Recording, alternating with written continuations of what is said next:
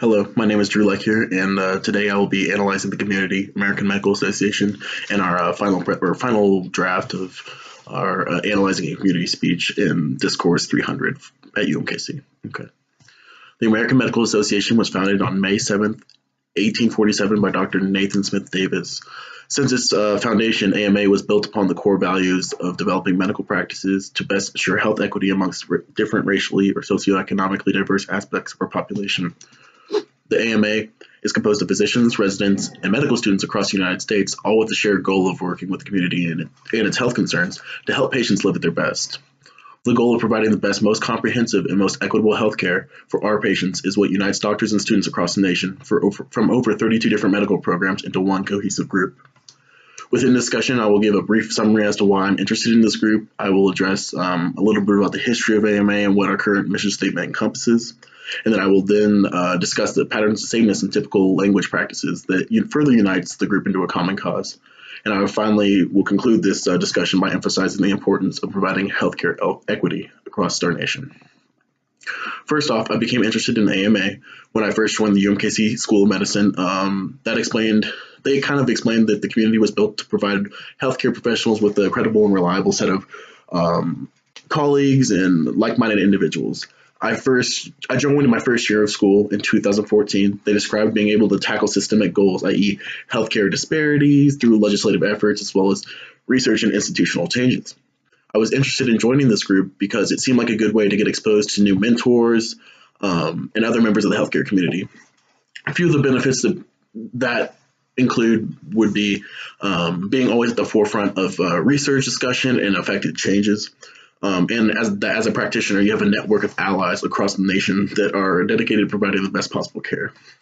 There's a quote by AMA CEO Dr. James Madera that puts it best, quote, "It's your mission to help people live their best lives. It's what physicians do," end quote. And yeah, I know that's pretty simplistic, but it really does kind of encapsulate what AMA is all about, and we'll get a little bit more into that as we continue on with this discussion. Okay. So as previously mentioned, the AMA was founded in the middle of the 19th century by Dr. Nathan Smith Davis. Since its founding, the AMA has been dedicated to developing research and techniques into bettering the practice of medicine and bettering the lives of all of our patients. They tackled the issue of public health through vaccination efforts, research and sanitation.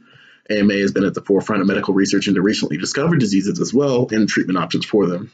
Today, the AMA works hard towards limiting differences in healthcare for people of different socioeconomic groups.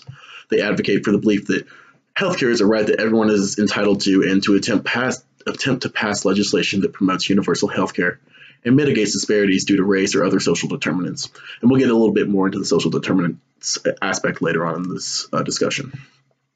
So again, working to ensure access to meaningful and affordable healthcare for all of its patients. So now I've talked a little bit about what AMA is all about. Now I'm going to define some of the language practices and patterns of sameness that lend themselves to our cohesiveness as a community within AMA. It may seem obvious, but a large distinction in the language usage by members of our community is through the usage of medical terminology. This is to say the language in which each of us was taught about medicine. At some point, each member of AMA was taught about the specific terms that have been adapted to communicate complex medical conditions and situations. This, coupled with the tendency to speak in acronyms and mnemonics, can be seemingly ostracizing for those that are not familiar with their usage, so a patient or a layperson. But to those of us that speak the language, it is yet another way we're able to coordinate our interactions in a meaningful way, further enhancing our sense of community. In this way, we are united by the way we communicate. Furthermore, our sameness is exemplified by the trend that at some point in our medical career, you will have worn or be wearing a white coat and stethoscope. These two things can be closely associated with the term doctor. Most of the time in practice, members of the AMA share an affiliation for these articles of clothing or tools of the trade. All of these things are each a small part of what it is to be a part of this community, but the central theme tying us all together is our desire to provide the best healthcare outcomes for all of our patients. Finally, earlier I had mentioned a little bit about the healthcare disparities that are a target of AMA's current legislative efforts in an effort to enhance health equity. These disparities are largely determined by social determinants of health. Social determinants of health are the structural determinants and conditions in which people are born, live, work, and age. These can include socioeconomic status, education, and access to healthcare. Just to name a few. These are the aspects of our society that play the biggest role in our health outcomes in our nation. These are, or these things have been found to greatly impact the meaningfulness and efficacy of healthcare efforts in our nation. I have a quote by Dr. Susan Skolchek, AMA's VP of Medical Education. She says, quote, only about 20% of our health overall is affected by the healthcare system. The biggest component comes from the social determinants of health, end quote. So by enhancing diversity in healthcare workforce, teaching and promoting equity in funding and care distribution, the American Medical Association can begin implementing systemic change to break down these barriers to equal health. So in conclusion, the American Medical Association is a community dedicated to the establishment of equal healthcare opportunities for all Americans. It is developing the best doctor-patient experiences.